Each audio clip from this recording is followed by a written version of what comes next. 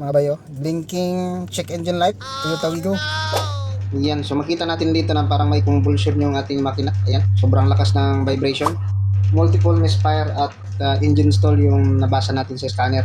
Ibig sabihin yan mga bay, nadidetect natin CEO na merong nangyayaring pamamalya. Pag nagdi-misfire yung ating sasakyan mga bay, merong most common na problema yan. So una, check muna natin yung spark plug kung okay. Pinalitan natin ng maganda, ng maayos. Mag-misfire pa rin. So ibig sabihin, hindi spark plug yung problema. So goods na tayo dun sa spark plug. Next, nag-spark tayo ng magandang ignition coil. Misfire to sa number 1 at saka sa number 3. So yun yung pinalitan natin na ignition coil.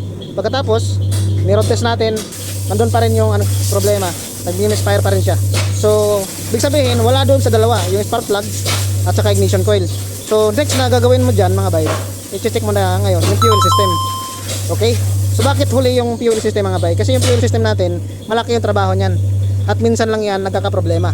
So pinaka basic talaga, inuuna natin spark plug, ignition coil, plus yung kanyang fuel system. So nung na-check na natin yung kanyang fuel system, ito yung bumungat sa atin mga bay. Oh.